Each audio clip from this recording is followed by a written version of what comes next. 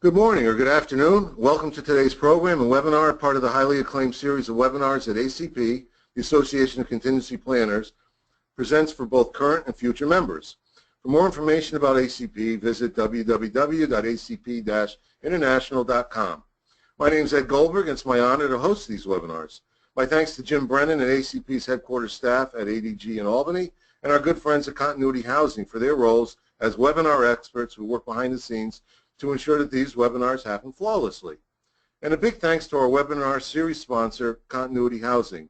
Continuity Housing guarantees pre-negotiated hotel rooms at substantial savings for the critical employees of larger and mid-sized companies in order to prevent a business disruption in the event of a crisis. They've created a patent-pending guaranteed employee housing program which secures and protects hotel rooms for critical personnel and their families if needed, while saving companies significant expense. Continuity Housing has a 100% success record with their deployments, and each member of their team has at least 10 years of experience in the hotel industry. For information on receiving a free 30-minute consultation about your deployment housing needs, visit continuityhousing.com or leave a comment in the survey that will pop up at the end of the webinar. This and previous webinars are recorded and made available to ACP members on the ACP website. And help us out if you would. If you have an idea for a webinar topic, please send it to staff@acp-international.com. Time permitting, our guest speaker will be taking questions at the end, so please share them with me during the webinar in the question box in your control panel throughout the presentation. We'll get your response to any questions that we don't have time to answer now. We're thrilled to have with us today media expert Ann Baldwin. Ann will discuss how companies and organizations can more effectively respond to media situations, especially in a crisis. Ann will speak to what organizations need to take into consideration when dealing with today's traditional and social media during and after a crisis, including what to say and when to say it. Presenter Ann Baldwin has more than 20 years of experience in the broadcasting industry and the communications industry. By applying her knowledge of media industry, she and her firm, Baldwin Media Marketing, have built a national reputation for their expertise in supplying support in crisis management, media management, and marketing and presentation skills. Before establishing her own business, Ann worked for more than 15 years in the television news business as an anchor and reporter for stations across the country, including NBC 30 here in Hartford. She's co-authored numerous articles published on the benefits of media marketing and crisis management, and as someone who's worked on both sides of the camera and microphone, she offers unique perspectives to her clients. Her diverse list of clients includes Fortune 500 companies, government agencies, universities, and nonprofit organizations. Good afternoon, Ann. Hello. Thank you very much. Good afternoon, everybody, and thank you, Ed Goldberg, for the invitation to be here and, have an opportunity to speak with all of you and to kind of present some of the nuts and bolts of dealing with today's media. As Ed mentioned, in my background, that's where I come from. That was my focus in college and out of college. I've worked in radio and television throughout the years, and people often ask me, do you miss it? And I tell them I feel like I jumped off of a sinking ship. So keep in mind as we go through this webinar today that I now wear a white hat and not a black hat. I'm the good guy, and really my intention today is to share with you some of the tips and the tricks. If it's not crisis communication, let's call it strategic communication, because crisis is such an alarming word that sometimes it doesn't always turn into a crisis if we handle things correctly. And that's really what I want to accomplish in this real brief session. Usually when I conduct these, it's about 3.5 hours, 4 hours with some actual on-camera interviews at the end. But again, in respect of all of your time, I just want to kind of get going on things here and get to the slides. And please, as Ed mentioned, any questions or comments that you might have, I ask you to, submit them, and if I'm going to get to that later on in this webinar, I'll let you know, and if I can answer it immediately, I will do that, because I do want this to be interactive, and I want to make sure that we touch on the things that are important to you as far as your contingency planning goes and making sure that you're prepared. So as I kind of alluded to, the session, as you look at the first slide here, is going to give you a better eye towards intelligence. It's going to enable you to be better prepared. As I often tell folks, the time to respond to something or the time to figure out how to respond to something is not when all hell is breaking loose. So there really are some things that you can do that don't take a whole lot of effort and energy, in order for you to be better prepared, and that's what we're going to talk about. These are some interesting statistics that I pulled up recently, taken from the safety professionals from New York City, and one of them is that 64% of respondents claimed that their businesses called 911 in 2015, which were when these numbers were released. Medical emergencies made up the majority of that. Crime and violence, you can see there, 24%, fire 17%, and hazardous materials 7%. So, things can happen. Oftentimes the mentality of, yeah, they happen, but they won't happen here. I think we all have seen and unfortunately realize that these crises and these, situations can pretty much happen anywhere. So they do have an impact on your business, whether it's a disaster or, in this case, as we're talking about a communications disaster, it can impact your business. So even if it doesn't hit you directly, it can happen to your suppliers, it can happen to your vendors, and the trickle effect is that it can impact you, and the reality is that most people are not prepared. 85% of people have a plan in place, 90% update their plan annually, but only 30% have practiced or made sure that their communication plan is relevant and that it works. Most plans, as you can see at the bottom here, tell people what to do but not how to do it. So I get calls all the time, hey, can you help us with a communications crisis plan? And I say only if you'll use it, only if it makes sense, and only if it's designed to fit the needs of your company, corporation, and really within your avenue of business, because you don't want a cookie cutter approach to a plan that doesn't apply to you. Don't waste your time, and more importantly, don't waste your money. Observation number 2, communication failures can often happen from the inside out. We think, okay, something's happening within our company or organization. We need to get this message out to our constituents outside of these brick and mortar walls. But what have you done on the inside? I can tell you as a reporter, probably 60% of the information and the story leads that I got came from somebody or someone within a company, or someone who picked up that phone and thought, hey, I'm going to let somebody know about this, and that somebody is usually or can be a reporter. So it's very important that if you can predict that you're going to have an interruption in your communication, you might have an issue that you're going to deal with, it's inevitable, it's going to happen, then what is your plan? What is your correspondence going to be, both internally and externally? Because if you're on the mess on the inside, it's not going to be pretty on the outside. So you need to think about internal communication. Also, when you take into consideration internal communication, it's kind of like legalese, what you say can and will be used against you. How many times have you seen reporters standing outside of a corporation or business saying, and this memo went out to employees this morning that says, so whatever you put in writing or whatever you put out there, you have to assume that it is going to be for human consumption. How many people go to people's Facebook posts, Facebook pages, websites? So whatever you have out there for people to see, people are going to see it, people are going to talk about it, and it has a shelf life as well. I get so many calls from people saying, hey, I got some bad news and it still comes up in the Google search. Can you help us get rid of that? The answer is no, it won't go away. The only thing that you can do is try to get more good news so that that moves down in the Google search. That's really all you can do. So with social media and today's internet, it's open season for all of us. Just don't Google me, please. That's what you're all doing right now. The other thing is, what are your internal and external notification systems? That should be part of your plan. How are we going to let people know internally? How are we going to let people on the outside know? And who's on your important constituent list? For example, if something disastrous happens, do you have a first selectman? Do you have a mayor? Do you have a board of directors? I mean, who is it that you want to notify before they open up the newspaper in the morning or before they see it on social media, if you can even get ahead of that, which is getting more and more difficult to do. But you really need to think about that. Who is it that we want to let know in certain situations, and make sure that you have that contact information. And are your communication, if you look at the third bullet here, what if there's a power outage, or what if we have a system failure? I see this happen with schools all the time, especially here in the Northeast, where there's snow days.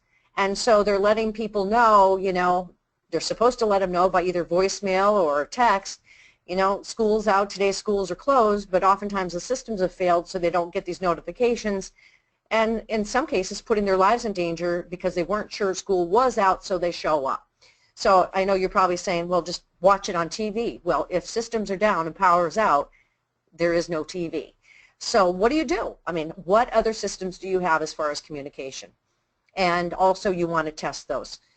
I'm not going to go through every bullet point. Again, as Ed mentioned, this will be accessible to you to really kind of dig down, but I want to make sure that I get to some of the critical points here before we run out of time, and so that I can also take your questions into consideration.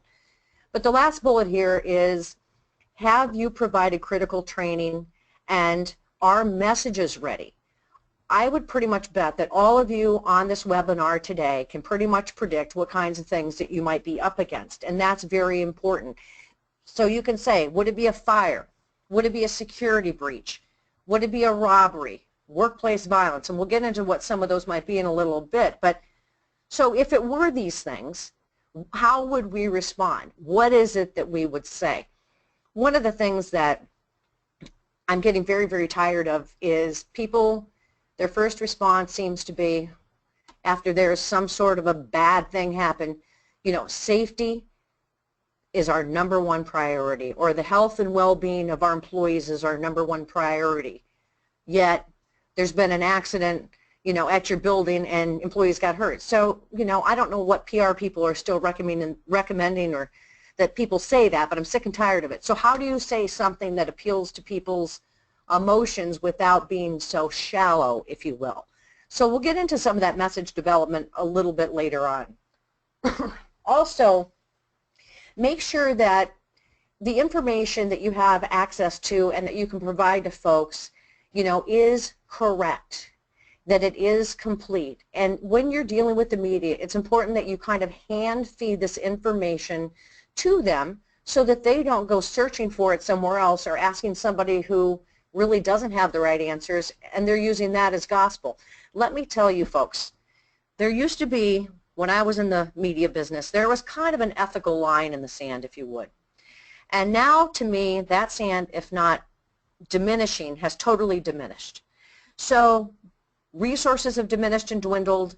The experience level of reporters everywhere from your local paper to even the New York Times, where just recently I dealt with a reporter who I had to call back, and I got a dorm room in New York City. So that's what we're dealing with. That's a fact. So it's important that you try to give whoever you're dealing with, who's ever doing the story or who's ever putting something together, information that you want them to have access to. Your websites are hopefully updated, and that's also a good place to kind of take the pressure off of you as well, saying, look, we're in the middle of this situation, but we are keeping any new information updated on our website. And so people can go to that. Or, you can follow us on Facebook, and we're putting updates there. Or make sure to follow us on Twitter. We're tweeting out any new developments. So that's where that social media component can also come in handy. And you can also, instead of being reactive to something, you can proactively get your message out there. Why wait for it to come to you and hit you in the head? Why not get out in front of it? Sometimes that's a good strategy too. All right, so you need emails, you need contact information, and again, thinking about the last bullet here, whose information do you need? Employees, vendors, media, and the media can be your friend too. If you've got information that you need to get out to certain folks, and you've got radio stations that you know how to contact and TV stations that you know how to contact, utilize them as a tool. It's great free advertising for a lot of these businesses. You'll see here during storm closings, such and such dance academy is closed today, Ann's nail salon, is closing early. To me, I'm like, even if you really don't need to do that, I say that's great free advertising, because every time it snows or there's bad weather, you get free advertising. So that's something you might want to consider. Observation number 4, your own employees and the media can destroy your brand. And I use the word brand just because hopefully that applies to all of you. So once your brand or your organization or your reputation is damaged, it's hard, if not impossible, to repair that damage. So you want to make sure that everybody's on the same page. Look at some of the company spokespeople that have ruined their own brands. Look at Jared Fogle, how'd that work out for Subway? Bill Cosby, you know, the recent situation with Volkswagen and their engineers. So it's really important that the person that you have out speaking or delivering messages on behalf of your organization has credibility and maintains that credibility, because that's only going to resonate in the message. Because if we think about the media, we're not just talking to a reporter, or we're not just putting a post on Facebook. That's just the process, right? So really, that's the conduit to reach whom? The people that we need to reach, you know, the public, to reach stakeholders, to reach your board of directors. I mean, who are you trying to reach with your message? And I say that because your messages should also be devised and packaged to make sure that they resonate with the audience that you're trying to reach. Politicians do this, and it drives me crazy. Whatever speech they give one day, they give the next day, they give to the senior center, they give to the 6th grade elementary school students, they give to the iron workers. Really? I mean, don't you think that's a little bit superficial? Don't you think that respectfully that you should customize your message to reach your target audience? The answer is absolutely, you should. So we talked earlier about what could happen, and maybe it has happened to you. And again, when we, if you have a question or you want to interject or ask anything right now, feel free to get your questions to Ed and he'll hand them over to me. Security breaches, cyber breaches. I mean, I remember working with some credit unions and some banks when this first started to happen, and it was such big news, and oh, we just, you know, it was 24/7 for the first 3 days figuring out, you know, how we were going to deal with it, what was going to happen, were they going to lose loyal customers. And then, you know, the best thing that happened in that situation, candidly, is that it happened to somebody else. Then it happened to Target, and then it happened to this one and that one. And then it was happening to everybody, so all of a sudden it wasn't that big of a deal because it was happening to everybody. So, but we still have to deal with it. We still have to figure out how we can get a message out there that, yes, this unfortunate situation has happened to some of our customers. We figured out that it's impacting about 50 of them, and they've all been notified. However, we're also going to look at this and have looked at this as an opportunity to improve our security systems, and we're working with authorities to figure out how we can strengthen the systems that we have and improve those. So do you see what I'm saying here when it comes to a security breach? I just tried to insert, you know, you got to take the hit sometimes and move on. Things happen that are not necessarily, you know, within your control. So how do you take that hit and move on and use that as an opportunity to let your constituents, your public, your customers know that, hey, this is bad, it happened, but what did I say in that statement? I told you how many people were impacted, they've already been contacted, so if I'm watching the news, I'm going, well, it must not be me because I didn't get a call or I didn't get an email. So how do you kind of lessen the impact of something like that? Power outages, explosions, workplace violence. It seems like that's in the news almost every day and can happen. Unfortunately, here in Connecticut, one of the big ones that we dealt with was the lottery shootings. You know, it's unbelievable what people do and the impact of that. So you need to look at these things, and if I don't have something that you think could happen as far as a disruption in communication on this list, you should add it to the list. And I'd be also thankful if you could let me know what that is too, because I'd like to be all-inclusive when I do these kinds of things. Corporate scandals, terrorism, maybe a stock crash, protests, robbery. I mean, these are all things that could happen, so are you ready and prepared if they do happen? Here's the bottom line. The media has its agenda. They do. They have an agenda.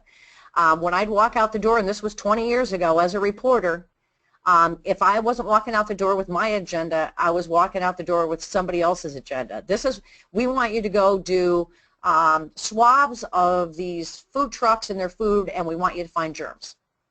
You know, they would tell you this is what we want when you walk out the door. So if the media has its agenda, what is yours? And you really have to keep that in mind, because so many folks that I speak to feel so helpless and hopeless, or they'll go completely in the direction of, no comment, never talking to the media, they're all bad, I'm just not going to do it, I'm not going to take the chance. Well, I understand that, but it is also part of the equation. So if you handle it right and you have the right tools, you can use this to your advantage. And this is why you need to think about what is your agenda. Why are you speaking to these people? Not because you want to, but because you have an important message that could have an impact and a long-lasting impact on your reputation, on your business, on your bottom line, whatever it might be. Attitude plus behavior plus candor, it's credibility. And why I say this, attitude and behavior and candor, it's not only what you say, it's how you say it. We just had a new, I don't even think they're a minor league baseball team come to town, and the other day the new general manager, who's from somewhere else, said, I saw him on the news, he's like, yeah, today is opening day, we're really excited, this is great, and everybody's really happy to be sitting in the stands. Seriously? So have some conviction, have some excitement, figure out what is your message. If something bad has happened, you need to put yourself into that mode. I can't tell you how many times I've worked with spokespeople, CEOs, who will be giving a message of tragedy and sorrow, and they appear to be smiling, but it's out of nervousness. Or it's something that you should be happy about, then put yourself in that mode. Turn yourself up a little bit. If you're angry, you don't want to be a hothead and go crazy, but you need to show a little bit of, yeah, damn it, I'm mad. That's what's going to really make your message and your impact be greater, because it's how you say it. And I don't care if you're talking to a print reporter or if you're on camera, it's an over-the-phone interview, whatever it is, give it your undivided attention and make sure that you deliver it in a credible way. The bottom line, and I go to the next slide here, is when others have confidence in you, they're open to your influence. That's really what we want to do, isn't it?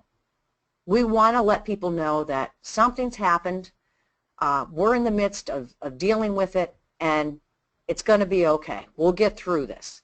And you want to influence people to either settle them down, to inform them. That's really what you want to do, because if you've got a spokesperson out there that doesn't have credibility and that isn't saying the message the right way or delivering it to the right people, then you know what? You've defeated the purpose of even communicating. And with all due respect, there are some people that are heads of companies that shouldn't be the spokespeople. So is your spokesperson the right person? And there are also times, though, when the head of the company has to speak, because don't go hiding behind somebody else. So you need to think about it. What's the credibility of the people that are delivering the messages within your corporation? That should be part of your plan. And maybe there's more than one, or maybe there's somebody from different divisions, depending on the topic. There's so much to talk about. We can't get into all of it today, but hopefully I'm giving you some nuggets to really take into consideration. You really should have a communications team within your organizations, because you want that core group of people to be able to get together and already have, you know, the foundation for what needs to go into a communication process. The other thing I want to say here is reporters love one-stop shopping. So if you're talking about a situation, let's just use Eversource where I'm sitting today as an example. If we're talking about a situation that happened here at Eversource this morning, let's say, for example, there was some sort of an explosion and 5 people were taken to the hospital. The reporter comes here, I'm the spokesperson, they say, what happened?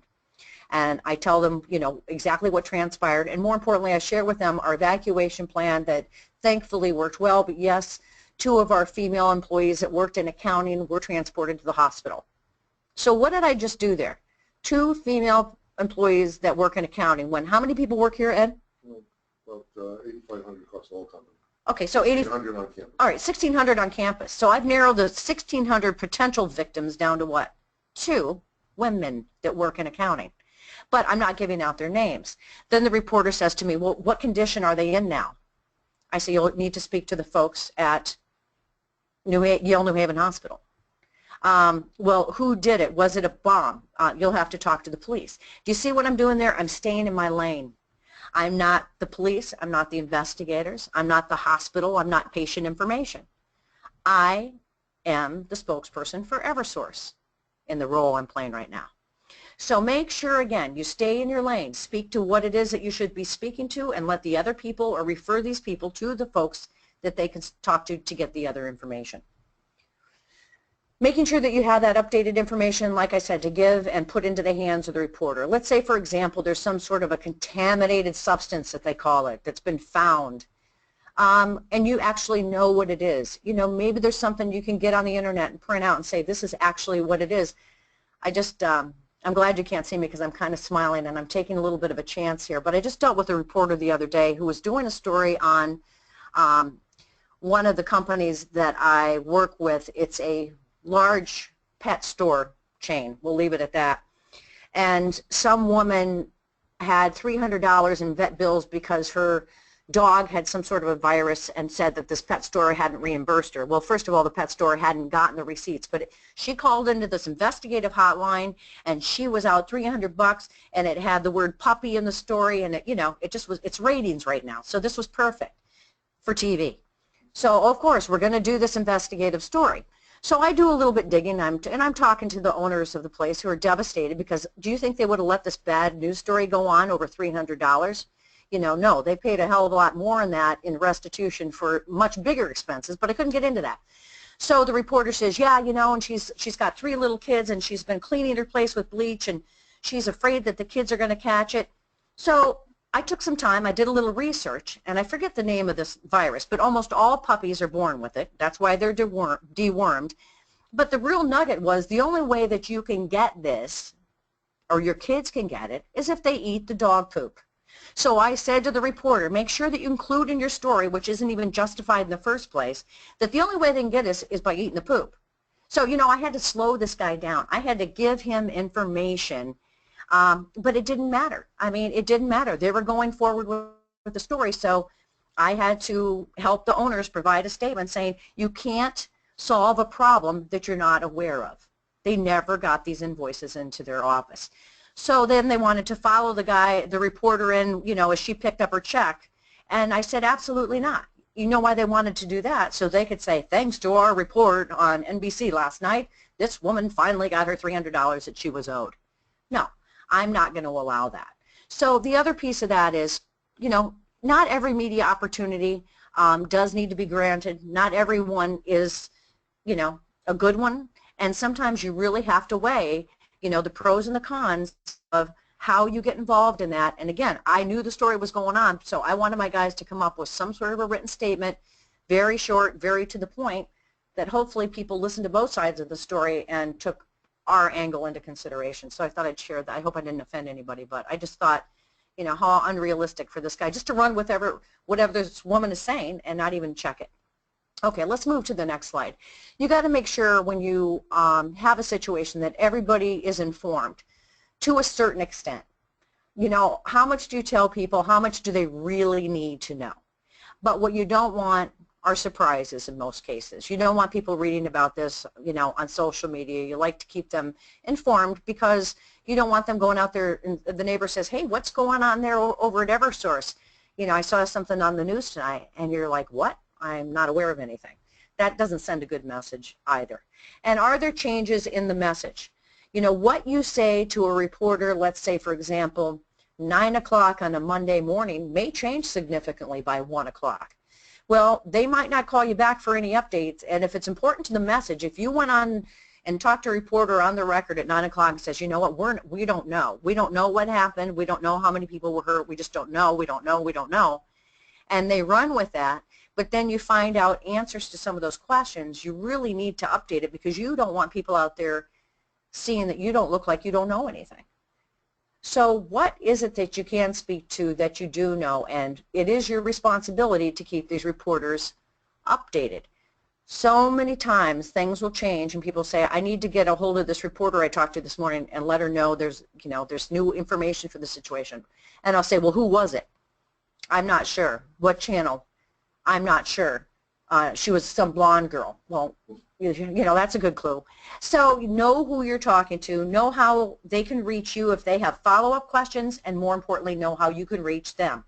It's just part of making sure that your bases are covered if you don't have a communications person within your organization. And if you are communications people on this call, a lot of what I'm talking about you already know. What is the key message that you want to put out, especially in a crisis communication? People will say to me, well, what questions is the reporter going to ask me? And I say, who cares? We're not going to fall victim to questions. What we are going to do is we're going to get out there, you're going to get out there with your key message. I may say, what color is the sky today, Ed?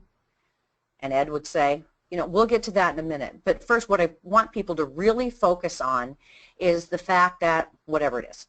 So you don't have to directly answer their questions. What is it that you want your constituents to know? And how many key messages can you have? How much can you talk? Not much. How long is a tweet? Think of your soundbite as a tweet. So many characters. Because the more you go on and on and on and on and on, what happens? You get taken out of context. Print reporters do it.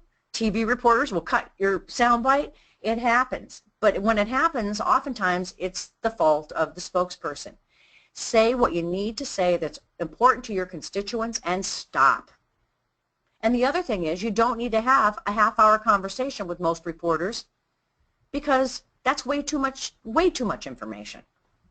So you really have to take every situation on a case-by-case basis based on who the reporter is, what their agenda is, what the story is about, and you got to set some guidelines. Remember, the media has its agenda. What's yours?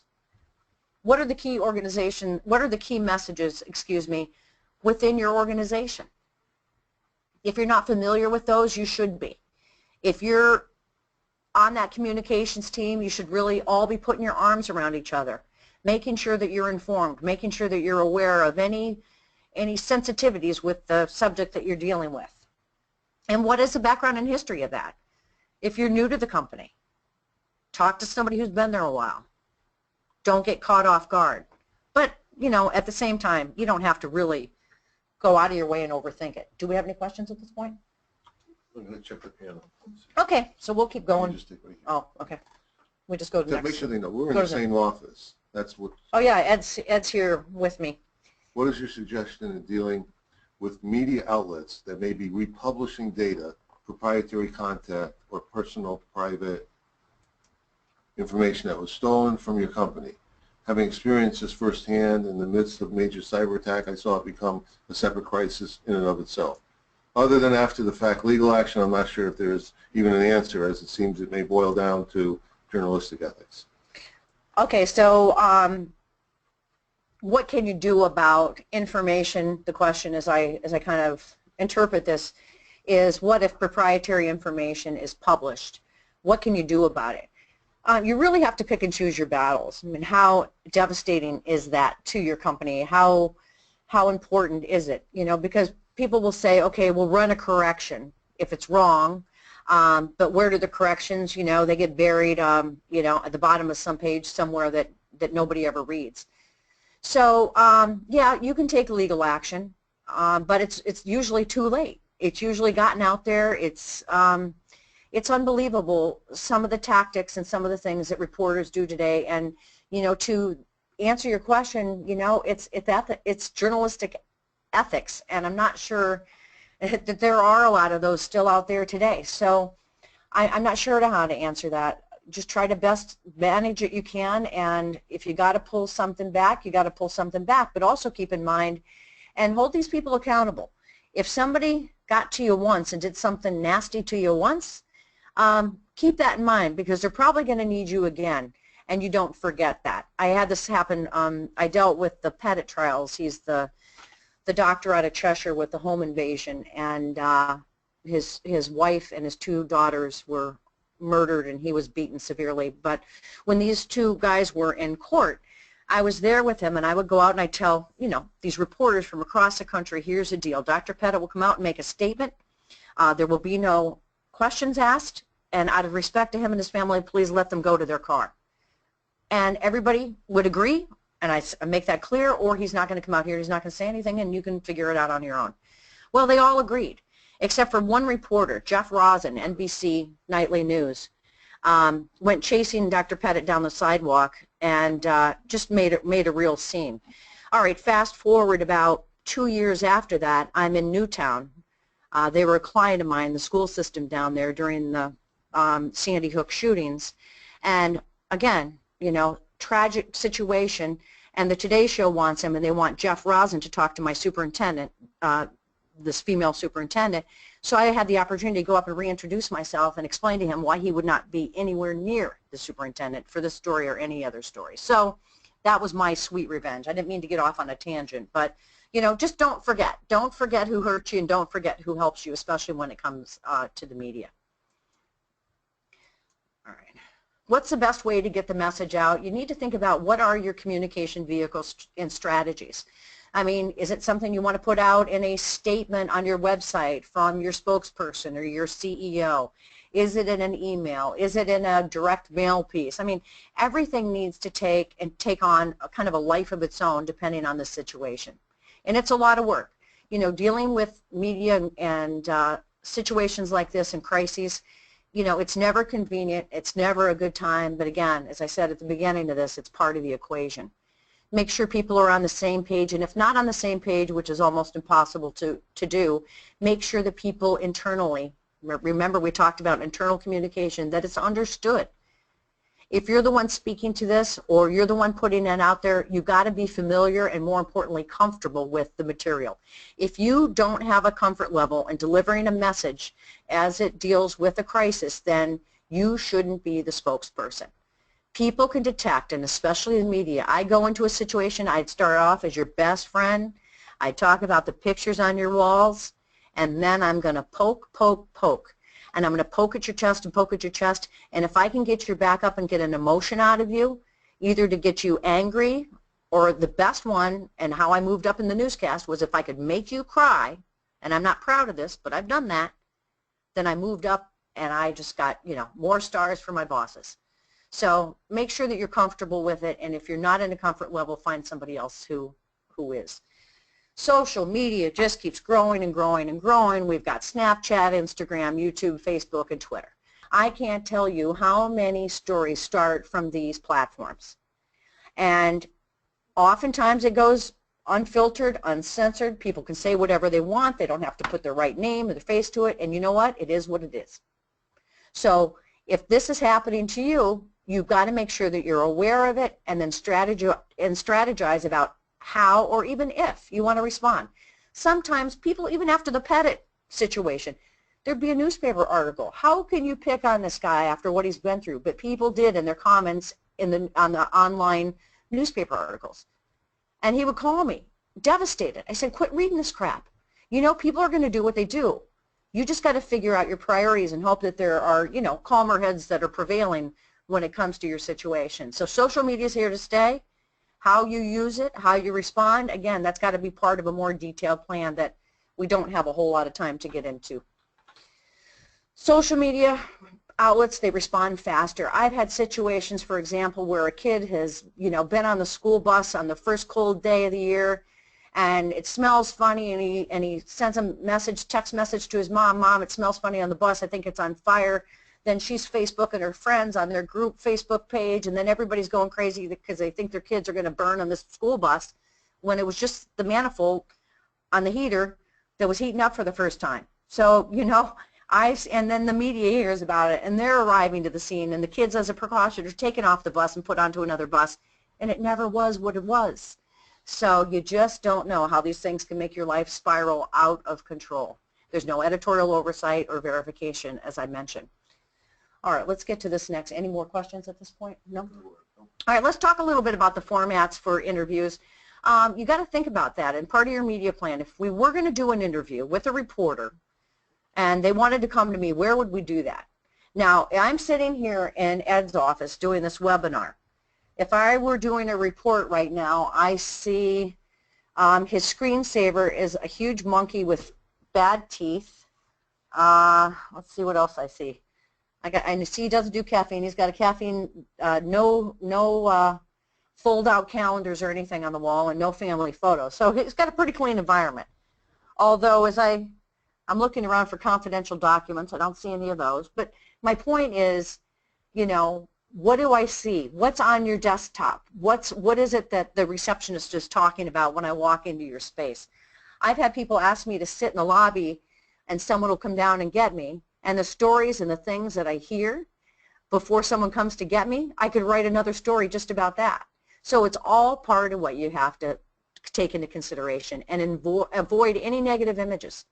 You know, what is it? It's all part of the piece that I'm going to put together. What do I see? What do I smell? What do I hear? This is a piece that you should all really hang on to. And again, public relations people out there, you've already got this, but if you don't have a public relations person and someone asks for an interview, these are the questions that somebody should ask on your behalf before you're even put in direct contact with that reporter. What are we talking about? Seriously, you need to ask that. Where are we going to do this? And a lot of these things you have the power to determine. You're not powerless when it comes to the media.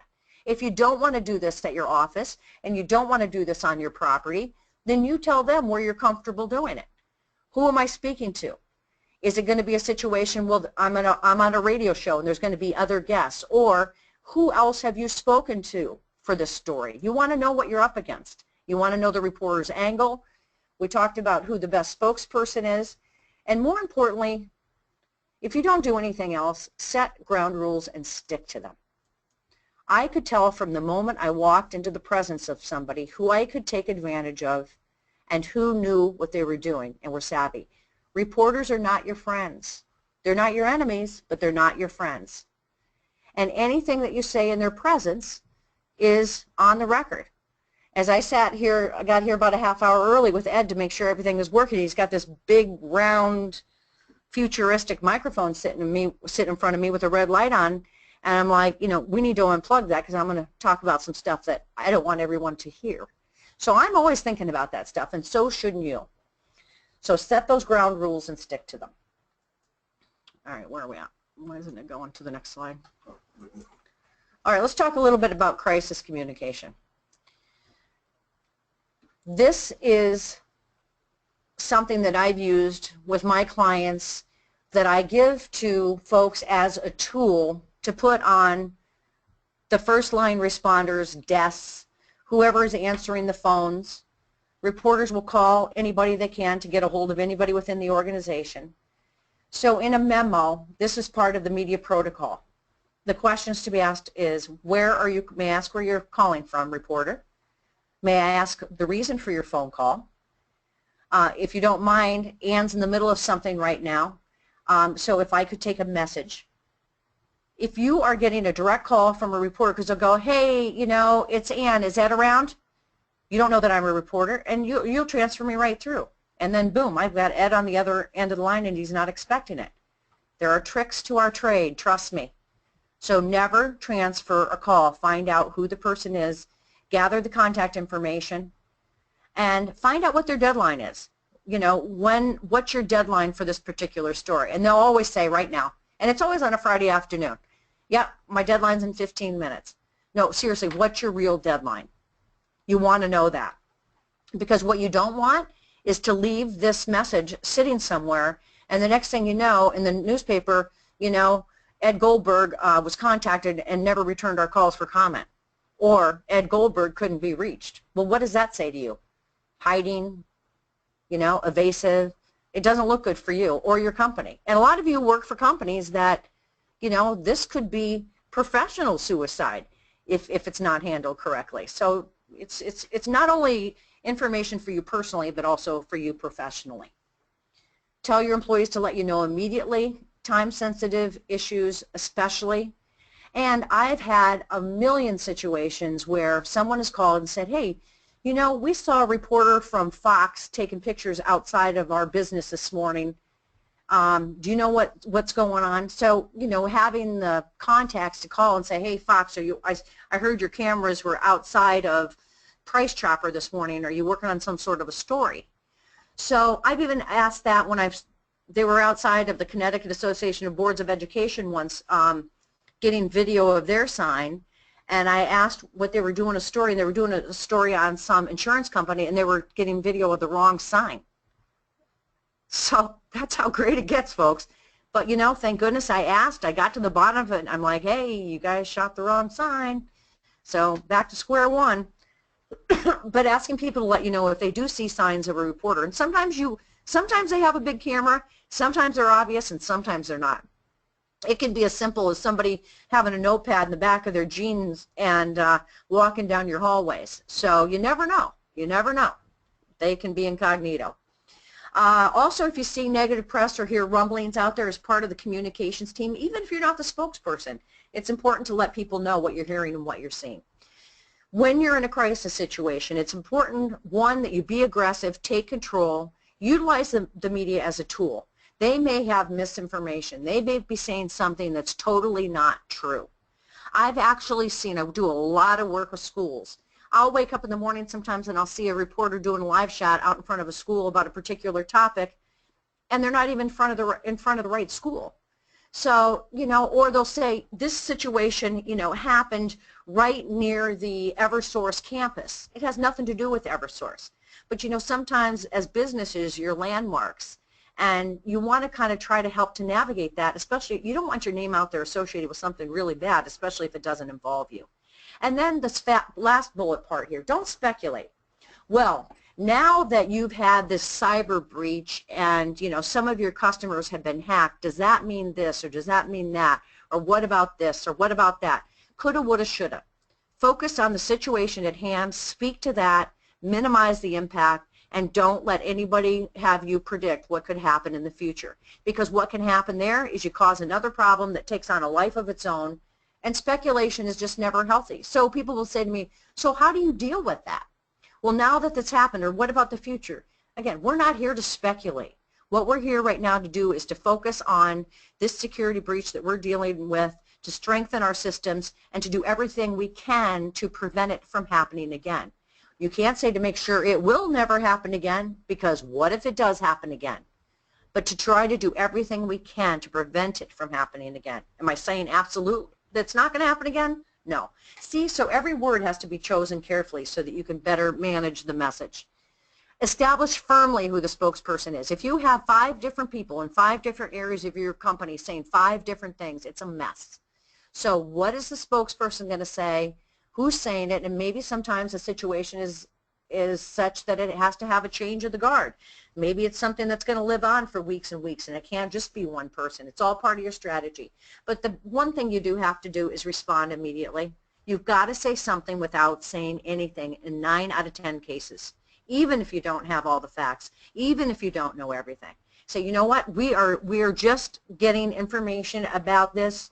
What I can tell you is that, yes, we have had to conduct an evacuation in the building this morning. Thankfully, everybody followed our practice protocol, and now it's up to the fire department and the police department to decide, you know, where we go from here. But say something. Say something, and never get caught into releasing confidential information. The reporters will try to do that too. You know, isn't it true that Ed Goldberg is the one that walked into the building this morning and set off the bomb? Again, we're not in this position to reveal the identity, who is involved. We're going to leave that up to the authorities. See, I'm just giving you examples there. Human nature, it is what it is. So respond immediately and gearing your statements to the most basic human needs first. I would say in the majority of all cases, the number one thing people want to know is what? Is everybody okay? Safety. Is everybody okay? That's usually going to be, you know, the biggest component of what it is that you are going to talk about. We talked about social media. It's the same pretty much as in a crisis. So I did want to allow some more time. We've got about 10 more minutes. I really appreciate your questions because it's important that I hit on what it is that you want to speak to. Again, this was a pretty high, fast-paced, you know, presentation, but I hope you got something out of it. So we've got another question here. It says, you're talking about company communications. What about bringing this down to a chapter level? The ACP chapter, I believe. How does a chapter start communicating with the public, print, radio, and so forth? So the chapters are looking for publicity, how to get a message out that, you know, we're the experts on continuity planning, contingency planning, and so forth. when something bad happens, there's a a terrorist act or whatever, someone might be looking for an expert to put on. Right. You know. Oh, that's a good question. So how do you, if you've got an expert in this level, and I'll give you an example of something I'm always looking for, what's going on nationally? What are people talking about locally? What's kind of trending, hot topics, and what clients do I have that I can put out there as experts in that field? For example, I'll take kind of the sensationalized media sometimes and use it to my advantage. Right now, it's what? Wedding season. So, and Ozzy and Sharon are getting divorced. All these people are getting divorced. So what do? I've got a attorney who focuses on estate planning and prenuptial agreements. So I've got him out there saying, hey, this is what you need to know before you tie the knot about prenuptial agreements. So let's say there's some sort of an incident or some sort of something that happens and you've got expertise in that area, then make sure that one, you're good at communicating and that you are a good spokesperson and that you're savvy and you're ready for that. And then tell people, hey, you know what, send your news desk an email or contact a local reporter and say, this is what I focus on. Are you interested in having an expert talk about that? Almost all stations have their old-fashioned Rolodex, if you will, of experts in certain areas, and sometimes it'll be such a big situation that they'll actually do live coverage, and they need experts to come in and fill that. This happens a lot here on the East Coast, and Ed can confirm this with like power outages. If there's power outages or a big storm, they'll do wall-to-wall live coverage, and they'll say, now we're going to go out to this person who's going to tell us about that. Or now let's go out to the AAA expert who's going to talk about how to protect your car. Now let's go to the Nerve Center at Eversource and see how they're helping people stay prepared. So yes, the answer is yeah. Go ahead and pitch yourself as an expert, but make sure that you've got the right training, media training, and that you're good at, because you only get one shot. If you get in front of these reporters or you get on a show and you're bad, you'll never get invited back. Trust me. It can be counterproductive if you don't have the tools to do that. All right, what else? Is there another question? No, the other question, somebody asked if there's going to be a recording made available. The recording of this webinar will be available for members, and they want to know if the slide deck's available. The slide deck's part of the recording, but if you actually want the slide deck itself, I would say contact Ann. Her email address is right there, her website is right there, and they can get a hold of you and ask for a copy of the slide deck. Sure. That's up to you. No, absolutely. I'm more than happy to share the PowerPoint presentation with you directly. Again, my email address isn't on here. That's our website. So let me give you my email address. If you could request it from Laura, L-A-U-R-A, at baldwinmedia, all one word, .net. Laura is here with me, and we work together. We're more than happy to do that. And I want to emphasize, too, that this is an abbreviated discussion. I have never done a webinar where I can't see you and you can't see me before, so this was a first for me. I'm used to doing this in person, and like I said, interactive with the on-camera stuff, and usually it takes about 2.5 hours. But I really tried to include some important nuggets from my previous experience, and I still deal with reporters all the time now, just on a different level. But my goal is always to help protect the company and the brand, because I see too many people get hurt because they feel helpless, and there's no reason that should happen. Okay, is there another question here? No, no. All right, thank you all. Enjoy. Hopefully it's nice where you are. It's nice here in Hartford, and continued success. Stick around for a few seconds if you would. We've got a little bit of more information for you. And before that, I want to thank Ann Baldwin. What a great presentation. Ann's done presentations for the Connecticut chapter, and I knew this would be a home run, and this is fantastic. We'd like to again thank ADG and their webinar experts for their support of our series, and once again thanks to Continuity Housing for their sponsorship of the entire ACP webinar series. Remember to visit continuityhousing.com or leave a comment in the survey if you're interested in how they can provide your critical employees guaranteed housing when they need it most. And be sure to watch the ACP website for future webinar information. This and previous webinars are recorded. They're made available to members on the ACP website, and you'll get a brief survey that'll pop up when you close your browser. Please, if you would, take half a minute to answer the questions, because it helps us refine our productions, and it gives us the topics that we present for you.